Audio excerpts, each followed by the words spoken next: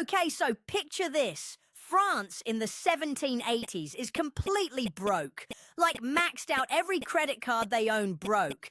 They spent all their money helping America win their revolution, which is hilarious because now they desperately need one of those themselves.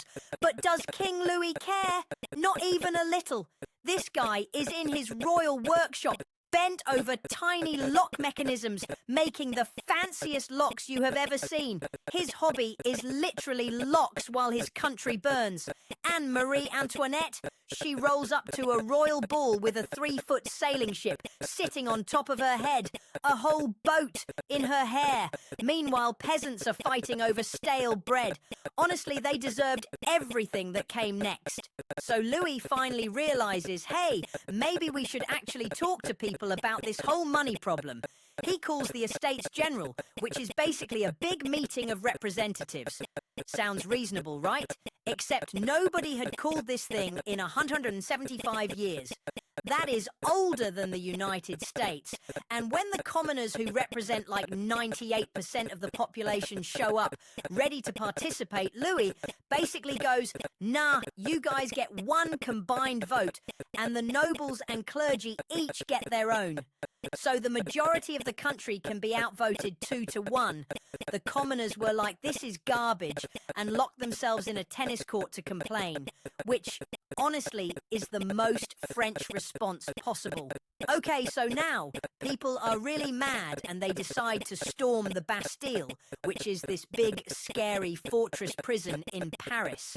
Everyone believed it was packed with political prisoners and hidden weapons and all kinds of dark secrets.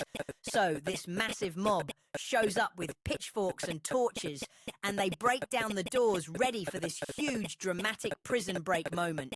They charge inside screaming and waving weapons around, and they find 7 dudes. 7. That is it. 2 of them were mentally ill, and one guy was literally locked up by his own family because they thought he was annoying. The mob just stood there like, most underwhelming revolution moment ever. So things keep getting worse. And now the women of Paris are completely fed up because there is no bread anywhere. Thousands of them march through pouring rain all the way to Versailles, which is like a 12-mile walk in the mud. They are soaking wet, furious and armed with whatever they grab from their kitchens. They basically drag the entire royal family back to Paris by force. But then Louis gets the brilliant idea to sneak out of France in disguise, which honestly might have worked except for one tiny detail. His face was literally printed on every coin in the entire country. A border guard recognized him from the money. From the money! That is the worst wanted poster in human history. After they chop off Louis' head, this guy Robespierre takes charge, and things go from chaotic to absolutely terrifying. He starts what is called the Reign of Terror, which sounds like a metal band name, but is way worse.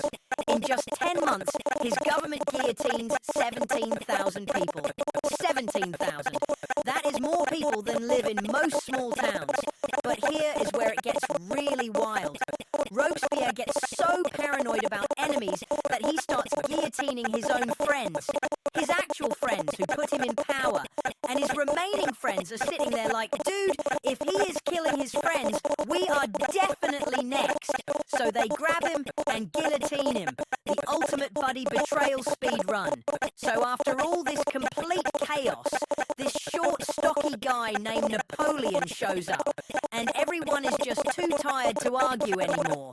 He declares himself emperor, which is a bold move for a guy who is 5'7".